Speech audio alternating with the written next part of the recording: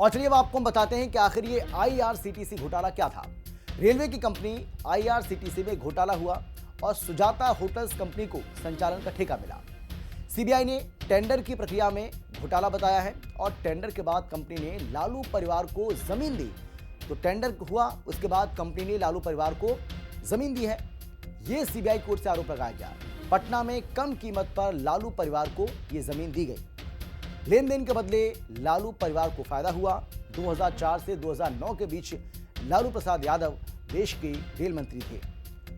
तो लालू प्रसाद यादव के ऊपर, उनके बेटे के ऊपर और उनकी पत्नी राबड़ी देवी के ऊपर क्या कुछ आरोप हैं और अदालत ने आज क्या कुछ कहा है, ये सिलसिलेवार तरीके से आपको हम बता रहे हैं। तो बिहार विधानसभा चुनाव से पहले लालू परिवार के लिए ये पूरी खबर सामने आई। आईआरसीटीसी घोटाला मामले में लालू प्रसाद यादव, राबड़ी देवी और तेजस्वी यादव को दिल्ली की राउस एवेन्यू कोर्ट ने बड़ा झटका दिया। अदालत ने तीनों के खिलाफ आरोप तय करते हुए मामला आगे चलने का रास्ता साफ कर दिया है। इस खबर ने न केवल आरजेडी को चिंता में डाल दिया, बल्कि सियासी मुकाबले को नई करवट भी दे दी है। एक रिपोर्ट आपको हम दिखाते हैं, देखिए।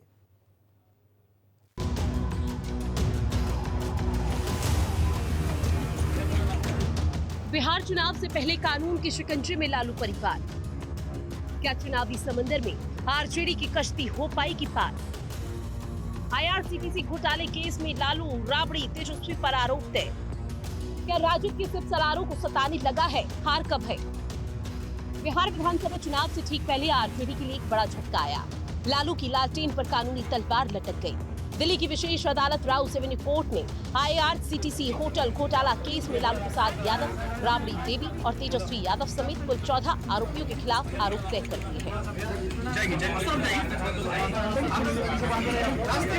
अदालत ने क्या कहा? विशेष न्यायाधीश विशाल गोगनी ने आदेश सुनाते हुए कहा कि अदालत ने प्रारंभिक जांच और दस्तावेजों का आकलन करने पर यह माना है कि लालू यादव ने सार्वजनिक पद का दुरुपयोग किया, निविदा प्रक्रिया में दखल दिया और नीतियों को इस तरह से तैयार किया गया है कि वो एक विशेष फर्म सुजाता होटल्स को लाभ पहुंचाए। कोर्ट ने यह भी कहा है कि लालू यादव ने अन्य आरोपियों के साथ साजिश रची और उसके बाद उन जमीनों का नियंत्रण राबड़ी और तेजस्वी को हस्तांतरित कर दिया।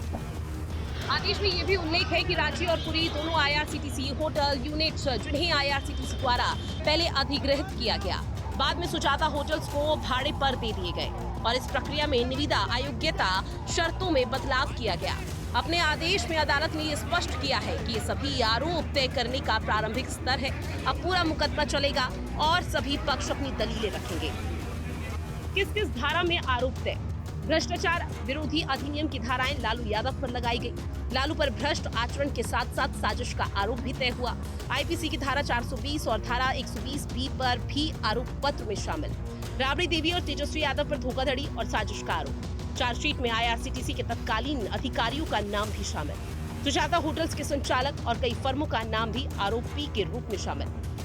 अदालत में लालू यादव व्हील चेयर पर कोर्ट पहुंचे थे। बताया जा रहा है कि आरोप तय करते वक्त जब अदालत ने उनसे पूछा कि क्या वो आरोप स्वीकार करते हैं, तो उन्होंने इन सभी आरोपों से इनकार कर दिया और कहा कि वो मुकदमा लड़ेंगे। लालू ने इस पूरे मामले को राजनीति से प्रेरित बताया। राबड़ी देवी ने भी आरोपों को सिरे से खारिज कर दिया है और कहा कि ये गलत मामला है और वो अदालत में अपनी सफाई देंगी। तेजस्वी यादव ने भी आरोप तय होने के बाद कहा है कि राजनीतिक साजिश है और वो न्यायिक लड़ाई लड़ेंगे। आईआरसीटीसी घोटाले में आरोप तय, क्या है मामला? आरोप है कि 2004 से 2009 की अवधि में जब लालू रेल मंत्री हुआ करते थे तब घोटाला हुआ। रांची और पुरी के आईआरसीटीसी में गड़बड़ छाला हुआ। दोनों होटलों के टेंडर अवैध रूप से सुजाता होटल्स नामक निजी फर्म को दिए गए। बदले में पटना में बेशकीमती जमीनें बेहद सस्ते दामों में लालू परिवार को मिली। जमीनों को बेहद सस्ते दामों में राबड़ी और तेजस्वी को हस्तांतरित किया गया। ये मामला पहले 7 जुलाई 2017 को सीबीआई द्वारा दर्ज किया गया था।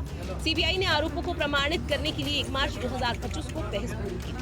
अदालत ने 29 मई 2025 को आरोप तय करने का निर्णय सुरक्षित रख लिया था।